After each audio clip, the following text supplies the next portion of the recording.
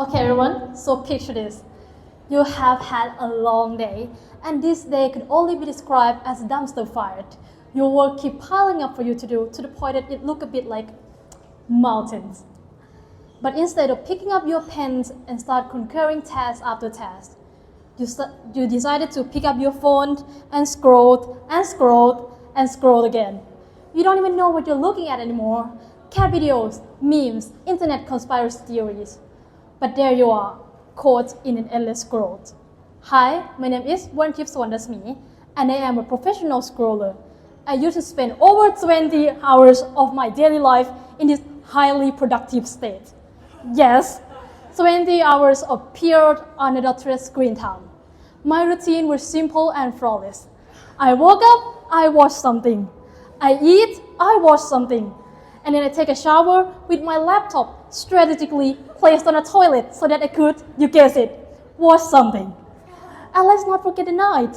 I also fall asleep with a video playing on loop because God forbid I sit alone with my thought for even a second. But I know what you might be thinking. Most people probably don't go that far, right? Well, actually, the average screen time of the whole world is 6 hours and 40 minutes. But if you actually happen to be in the age of 12 to 27 years old, like me, aka the Gen Z, your average screen time is going to be around a whopping of 9 hours, which is concerning, but that's fair, I guess. So, let's all be honest with ourselves. We've all been guilty with mindlessly scrolling where we should be actually doing literally anything else.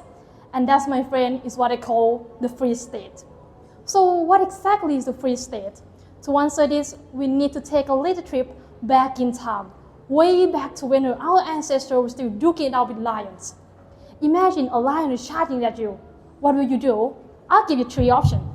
1, fight and beat that lion up. 2, flight and run away from it.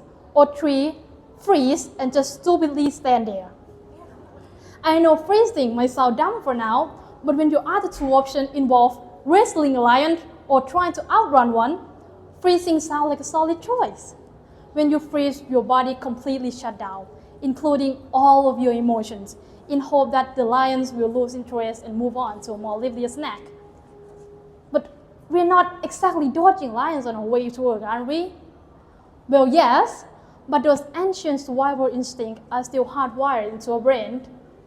The only difference is the modern day equivalent of lions are deadlines, bills, social obligations, and the modern day equivalent of playing dead and shut down all your body, thoughts, and emotions are reaching for your phones and dive into the endless growth of social media.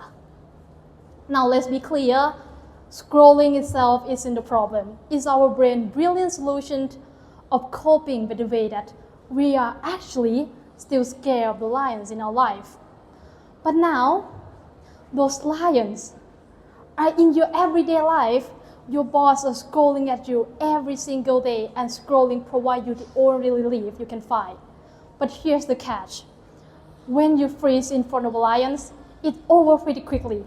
You either get eaten or they lose interest. But when you freeze in front of life, life doesn't wait for you to catch up. Life goes on and on forever. And that's why when you freeze in front of life keeps piling on more stress, more anxiety, and more reason for you to keep scrolling. And here's the scariest thing of the freeze state. You not even realize you're in it. Because most of the time, we convince ourselves that we are being productive. Have you ever tell yourself, I'm just staying informed, when you just scroll past another news headline? Or, I'm just taking a break, when you scroll past another cooking video you'll never actually try. It's like the ultimate self-deception.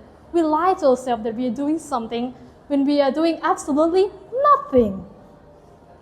Now, how do we get out of this endless loop time freezing thing?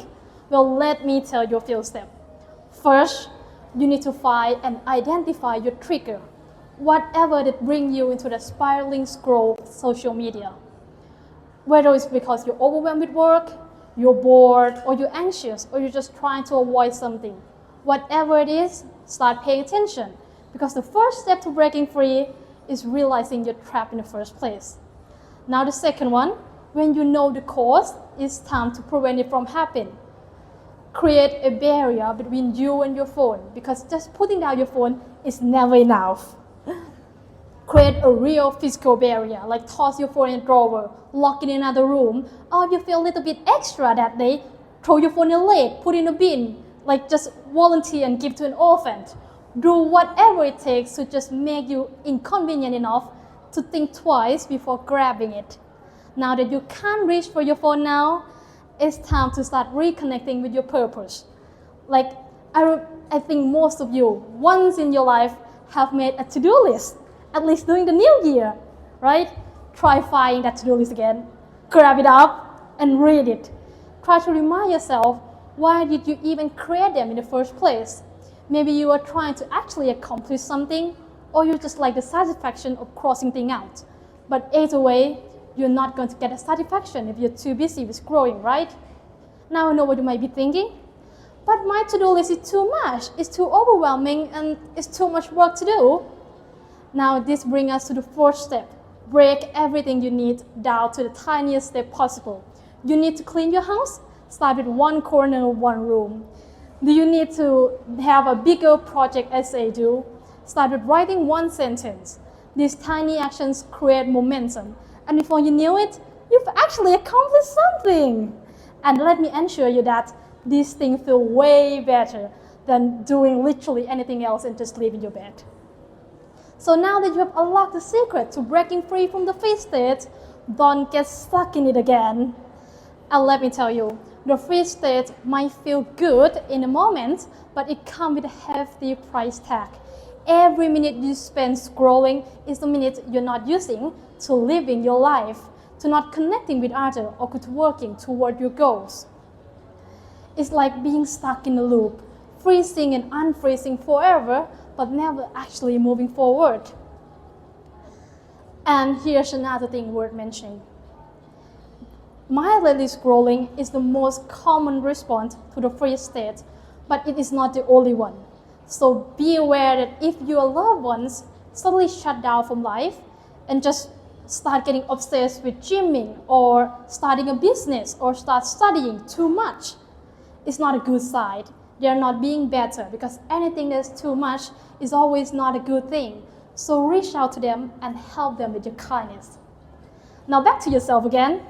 If you ever find yourself in a freeze state again, do the task, identify the trigger, create the barriers, and start connecting with your purpose. And I want you to remember this one sentence. Every time you are wasting your life, ask yourself, is this how I really want to spend my time? And if the answer is no, maybe it's time to step away from your phone, to step away from the screen, and start living your life with intention again. Thank you.